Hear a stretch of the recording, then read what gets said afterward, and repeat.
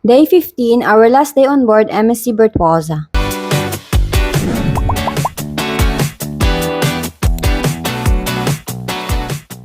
Sadly, dumating na ang pinakasad part ng cruise, ang Disembarkation Day. Maaga kami nagising para mag-breakfast one last time sa buffet. After breakfast, bumalik kami sa cabin para kunin ang natitira naming mga gamit.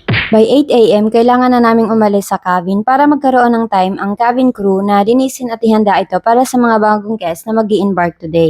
Iniwan muna namin ang aming mga backpacks sa luggage storage on board. Super convenient nito kasi pwede ka pang maglakad-lakad sa ship nang hindi bit-bit ang mabibigat na gamit habang hinihintay ang transfer papuntang airport.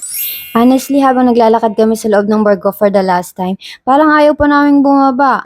Parang ang bilis lang ng 2 linggo. Ang bilis talaga ng panahon, grabe, 2030 na. Ala, tapos dumating na yung oras. Goodbye, MSC Virtuosa. From the cruise terminal, sumakay kami ng transfer papuntang Fort de France Airport. Then our journey back to Italy began. Including the connections, the trip back to Rome took around 13 to 15 hours depending on the flight schedule. Pero bago pa man kami tuluyang makauwi, may isa pang surprise! Pagkuha namin ng luggage, napansin namin na sira ang maleta ni Dudong. Oh my god. Kaya tip lang namin sa inyo, always check your luggage immediately before leaving the airport. Kung may damage, i-report agad sa baggage assistant desk. Sa amin naman, after filing the report within about 1 week, napalitan naman agad ng bago yung luggage ni Dudong at ipinadala din diretso sa bahay namin. Pagdating sa airport, sumakay kami ng bus papunta sa Roma Termini and finally pauwi na kami, sasakay na kami ng train. Maraming salamat sa pagsama niyo sa buong Caribbean Cruise Adventure namin. Until our next adventure, ciao!